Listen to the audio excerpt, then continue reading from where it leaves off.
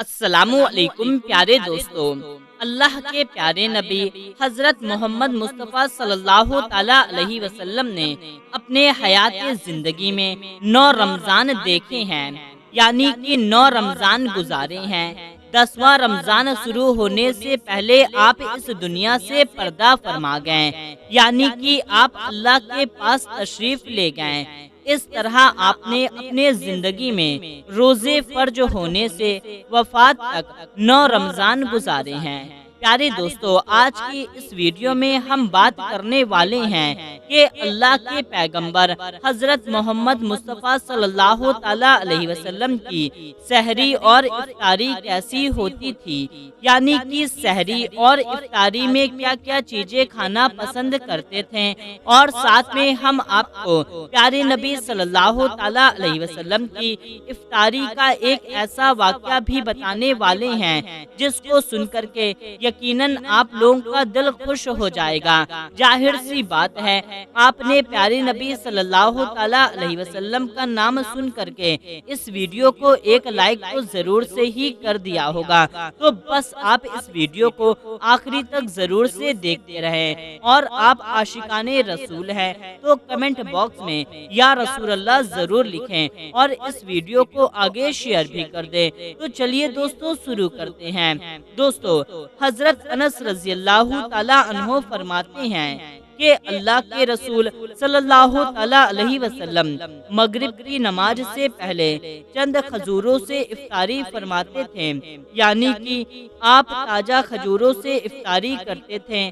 اگر تازہ کھجوریں نہ ملتی تو پھر آپ خشک کھجوروں سے افطاری کرتے، یعنی کہ سوکھے ہوئے کھجوروں سے افطاری فرماتے، اور اگر سوکھے کھجور بھی نہ ہوتے تو آپ چند چلو پانی پی کر کے افطاری کیا کرتے تھے، یعنی کہ آپ تھوڑے سے پانی پی کر کے افطاری کیا کرتے تھے۔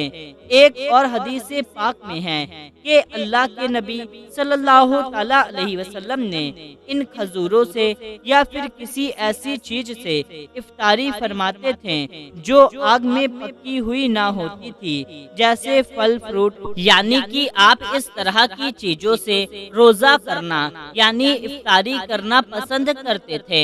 اس لیے یاد رکھیں، کھجور سے افطاری کرنا یہ مستحب ہے، اور اگر تازہ کھجور نہ ملے تو سوکھے کھجور سے یعنی کہ چھوارے سے روزہ کھولنا بہتر ہے۔ اگر سوکھے کھجور بھی نہ ملے تو پھر پانی سے افطاری کرنا بھی ہمارے نبی صلی اللہ تعالی علیہ وسلم کی سنت ہے، یا پھر اس کے علاوہ جوس یا دودھ کے ساتھ روزہ کھولنا بہتر ہے۔ یاد رکھے، اللہ کے نبی صلی اللہ تعالی علیہ وسلم نے آگ پر پکی ہوئی چیزوں کو نہیں کھاتے تھے۔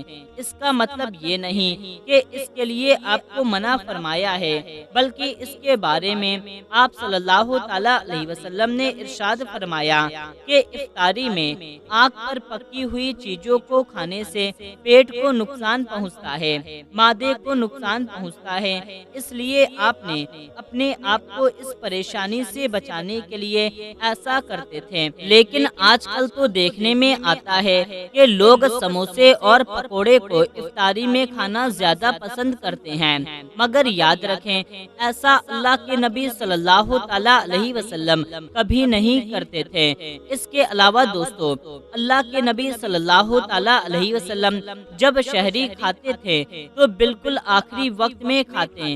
ادھر حضرت بلال اذان دے رہے ہیں اور ادھر آپ آخری لقمہ کھا رہے ہیں، اور ادھر سورج نیچے ہوا اور آپ نے اپنے منہ میں کھجور رکھی، یعنی کہ افطاری کی۔ ایسا آپ اس لیے کیا کرتے تھے تاکہ اپنی امت پر بھوک کا وقت کم سے کم آئے۔ ایک مرتبہ اللہ کے نبی صلی اللہ تعالی علیہ وسلم سحری کے وقت میں بکرے کی سیری کھا رہے تھے۔ حضرت علی بھی آپ کے ساتھ میں ہیں۔ اتنے میں حضرت بلال رضی اللہ تعالی عنہ آئے اور عرض کرنے لگے، یا رسول اللہ صلی اللہ تعالی علیہ وسلم، وقت ختم ہو گیا ہے، میں اذان دینے جا رہا ہوں، آپ برائے مہربانی کھانا پینا بند کر دیں۔ یہ کہہ کر کے حضرت بلال اذان دینے چلے گئے اور اذان دینے کی تیاری کرنے لگے۔ اتنے میں حضرت بلال کو خیال آیا کہ پتہ نہیں میرے نبی نے کھانا پینا بند کیا ہے یا نہیں، اس لیے حضرت بلال واپس آ گئے اور آ کر دیکھا ابھی بھی اللہ کے نبی سحری کھا رہے ہیں۔ یہ دیکھ کر کے حضرت بلال نے کہا یا رسول اللہ صلی اللہ تعالی علیہ وسلم، اللہ کی قسم سحری کا وقت ختم ہو گیا ہے، صبح ہو گئی ہے۔ تو یہ سن کر کے آپ صلی اللہ تعالی علیہ وسلم نے اپنے ہاتھ نیچے کر لیے اور کہنے لگے اے بلال، ابھی وقت باقی تھا لیکن تیرے قسم کھانے پر اللہ نے پہلے اس کو نکال دیا کہ کہیں تیری قسم جھوٹی نہ پڑ جائے۔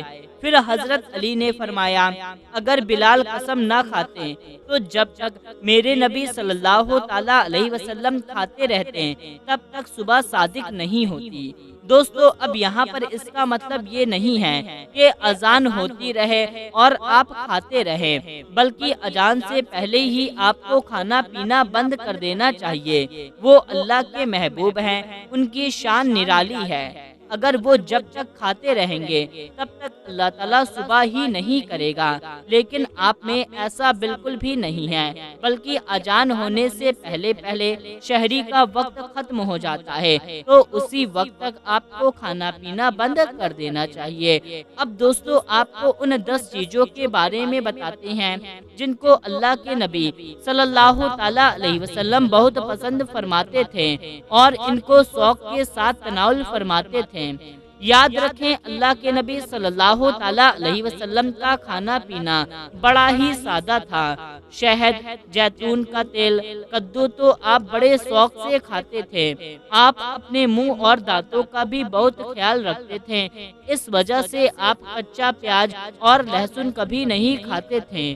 آپ پیاز اور لہسن کو ان کے بدبو کی وجہ سے ناپسند فرماتے تھے کہ اللہ کے نبی صلی اللہ تعالی علیہ وسلم کو اگر کوئی چیز یا کوئی کھانا پسند نہ ہوتا تو آپ اس کو چھوڑ دیتے تھے، یعنی کہ اس کو نہیں کھاتے تھے، مگر اس چیز کو آپ برا نہیں کہتے تھے۔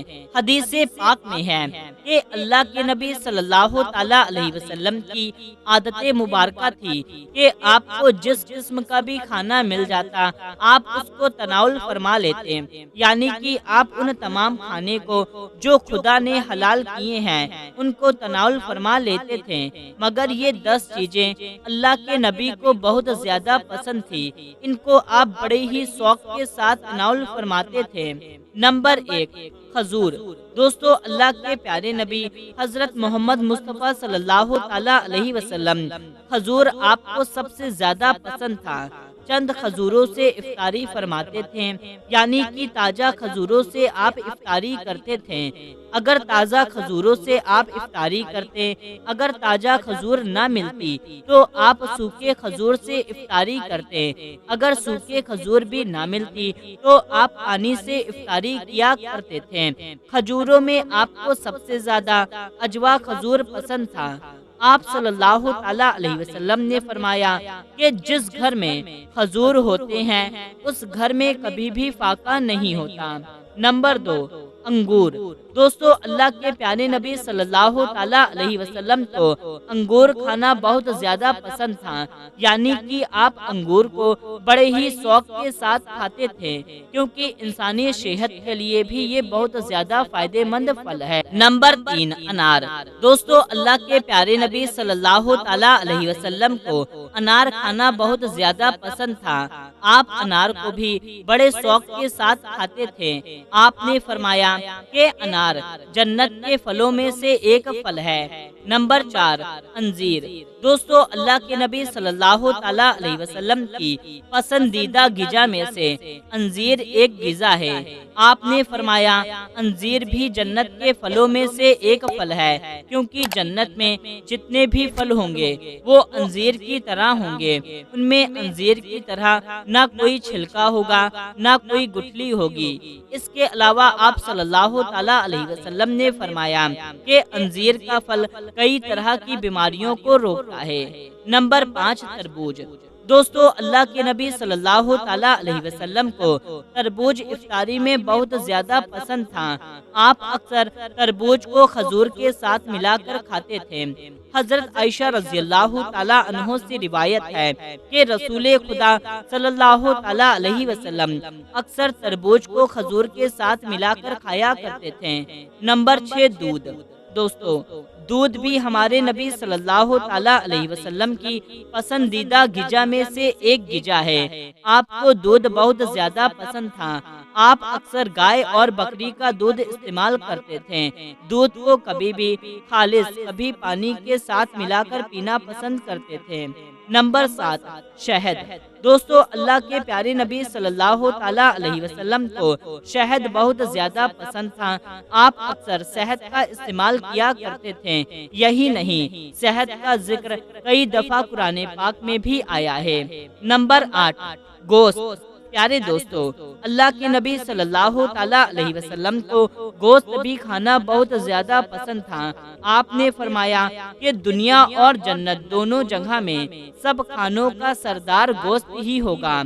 آپ شوربے والے گوشت کو بہت زیادہ پسند فرماتے تھے۔